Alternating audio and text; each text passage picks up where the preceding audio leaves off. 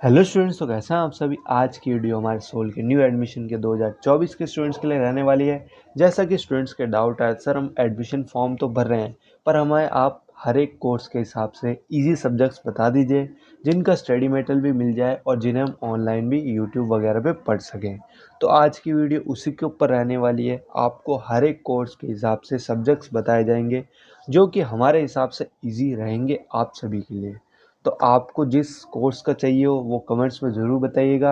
आज तो हम डिस्कस करने वाले हैं बीकॉम प्रोग्राम के, क्योंकि आपको पूरा फर्स्ट ईयर यानी पहले ईयर की फ़ीस पेमेंट करनी होगी और फर्स्ट ईयर में आपके जो 2 सेमेस्टर होंगे, फर्स्ट सेमेस्टर और सेकंड सेमेस्टर, दोनों के ही सब्जेक्ट चूज़ करने होंगे। तो सारे सब्जेक्ट्स ए टू जेड बताएंगे, कौन कौन से कैसे चूज़ करने हैं और कौन से बढ़िया रहेंगे। उसके लिए वीडियो के साथ बने रहेगा।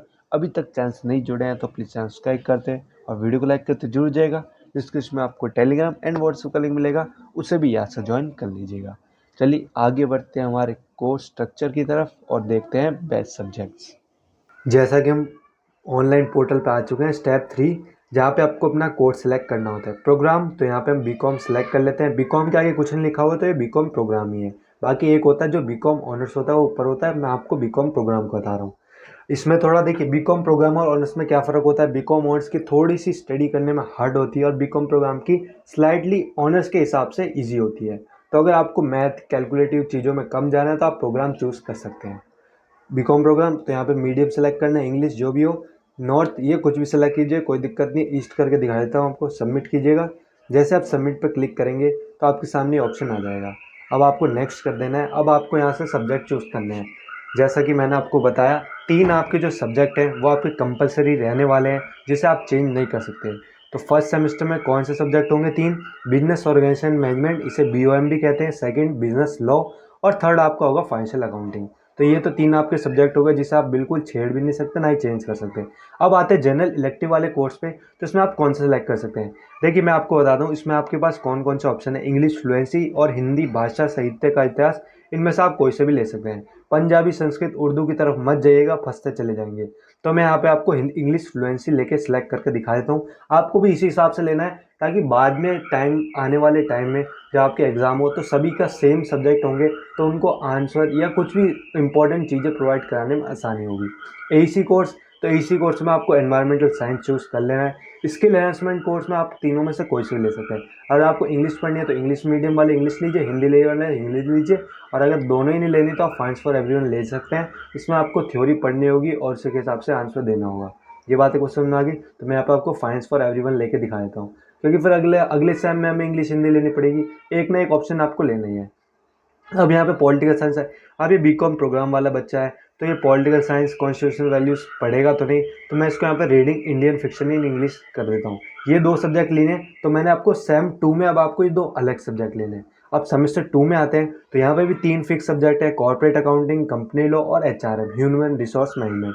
अब आते हैं जनरल इलेक्टिव पे। हमने पहले इंग्लिश फ्लुएंसी ले लिया था, अब हमें अब कोई सा भी हिंदी का लेना पड़ेगा।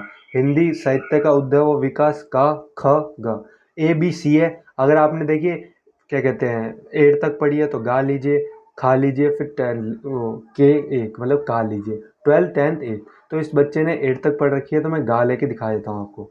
फिर एईसी कोर्स में हमने क्या लिया था, ऊपर एनवायरमेंटल साइंस लिया था। तो अब हमें यहाँ पे कोई सा भी दूसरा सब्जेक्ट लेना है। अब देखिए इस बच्चे को हिंदी सी दिला देता है, क्योंकि इसने 8 तक हिंदी पढ़ी है तो इसको हिंदी सी मिलेगी। और अगर 10 तक पढ़ी होती हिंदी तो इसे हिंदी बी मिलती, और अगर 12 तक हिंदी पढ़ी है तो इनसे हिंदी ए मिलती। ऐसा इंग्लिश में होता है, इंग्लिश ए मिलती है 12th वालों को और इंग्लिश बी मिलती है 10th वालों को और इंग्लिश सी मिलती है 8th वालों को। ए बी सी में फ़र्क क्या है? सबसे हार्ड ए होती है, उससे आसान बी होती है और सबसे आसान सी होती है। ये बात आपको समझ में आ गई। स्किल एनहांसमेंट कोर्स हमने पहले कौन सा सेलेक्ट किया था? Finance for everyone. अब हमें इंग्लिश या हिंदी दोनों से कोई लेना पड़ेगा, तो हम कम्युनिकेशन एवरीडे लाइफ ले लेते हैं। अब आते हैं वीएससी कोर्सेज पे। हमने पहले क्या इंग्लिश रीडिंग इंडियन फिक्शन लिया था, तो अब हमें कौन सा लेना चाहिए? आप योगा भी ले सकते हैं, ये संस्कृत में नहीं होगी। मैं आपको दोबारा बता देता हूँ कि इंग्लिश या हिंदी दोनों में से कोई एक मीडियम में आपको मिलेगी। संस्कृत लैंग्वेज में नहीं होगी, इन्होंने बस लिख दिया है संस्कृत नाम, बस योगा। इसमें आपको इंग्लिश और हिंदी मीडियम में पढ़ना होगा। तो ये बात आपको समझ में आ गई। चलिए मैं योगा ही सिलेक्ट करके दिखा देता हूँ। ये हो गया मैंने, आप देख लीजिए, इस हिसाब से आप भी सिलेक्ट कर लीजिएगा। अब इसे आप जैसे सबमिट करेंगे तो ये आपका ऑटोमेटिक सबमिट हो जाएगा। देख सकते हैं कोई दिक्कत नहीं है, सबमिट हो गया। आप बिंदास नेक्स्ट जा सकते हैं अगले स्टेप पे। तो बस यही बताना था आपको। अगर आपको अभी भी कोई डाउट है तो आप कमेंट से पूछ सकते हैं, जैसे बाकी स्टूडेंट्स ने पूछा था, उनके डाउट पे वीडियो बना दी गई है। तो ऐसे ही वीडियो को लाइक करते हो और चैनल सब्सक्राइब करते हो जुड़ जाएगा।